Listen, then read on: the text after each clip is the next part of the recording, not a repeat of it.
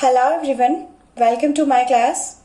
Today I am here to teach you unfulfilled condition. आज मैं आपको बता रही हूँ unfulfilled condition. इसे हम rejected condition या impossible condition भी कहते हैं. इस condition में जो sentence होता है हमारा वो 2 clauses में होता है. उसमें यानी कि 2 clause होते हैं. एक होता है if clause जिसको कि सबऑर्डिनेट क्लॉज भी कहते हैं और दूसरा होता है मेन क्लॉज जिसको प्रिंसिपल क्लॉज भी कहते हैं. तो जो इफ क्लॉज होता है उसका स्ट्रक्चर होता है इफ सब्जेक्ट हैड और वर्ब का third form. Always remember has have had उनके बाद में वर्ब का थर्ड फॉर्म ही यूज होता है. या फिर इसका स्ट्रक्चर हो सकता है हैड सब्जेक्ट और उसके बाद में वर्ब की थर्ड फॉर्म. और जो दूसरा होता है क्लॉज यानी कि मेन क्लॉज उसका स्ट्रक्चर होता है सब्जेक्ट उसके बाद में वुड हैव और वर्ब का थर्ड फॉर्म. अब इसको हम अनफुलफिल्ड कंडीशन कहते क्यों हैं?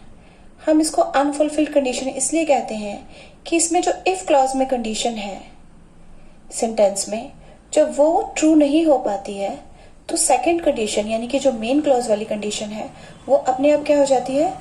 फॉल्स हो जाती है. जब ये ट्रू नहीं हो पाती है फर्स्ट कंडीशन तो सेकंड कंडीशन क्या हो जाती है? फॉल्स हो जाती है. कंडीशन कुल मिला के फुलफिल नहीं होती इसलिए इसका नाम क्या है? अनफुलफिल्ड कंडीशन है. मैं आपको कुछ सेंटेंसेस बताती हूँ उससे आपको इजीली समझ में आएगा. तो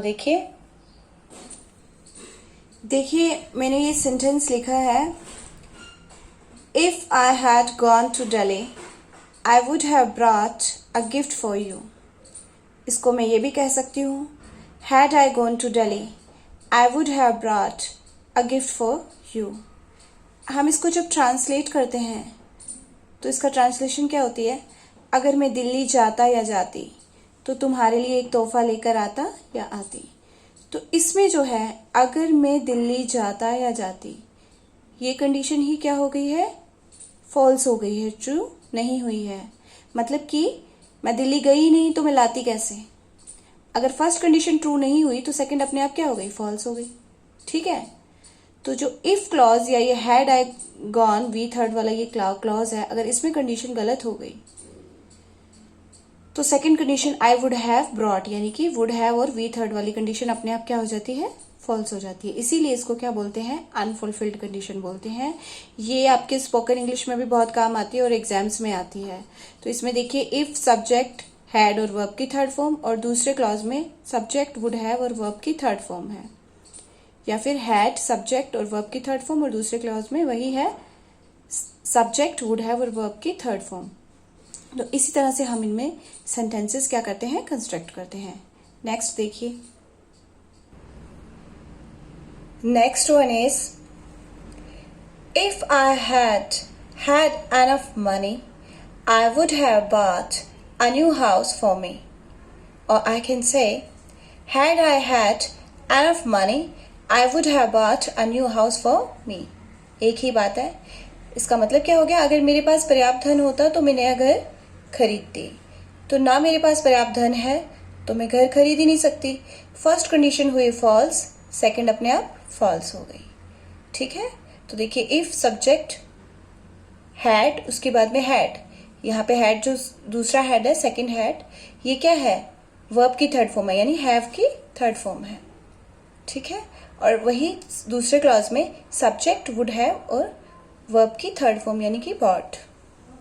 the next one if you had worked harder you would have passed the exam. और had you worked harder you would have passed the exam. अगर तुमने ज़्यादा मेहनत की होती तो तुम यह परीक्षा पास कर लेते या परीक्षा पास कर लेती. तो इसमें आपने ज़्यादा मेहनत की नहीं तो परीक्षा भी नहीं पास हुई. फर्स्ट कंडीशन हुई फॉल्स इफ क्लॉज वाली तो दूसरे क्लॉज वाली अपने आप ही क्या हो गई? फॉल्स हो गई.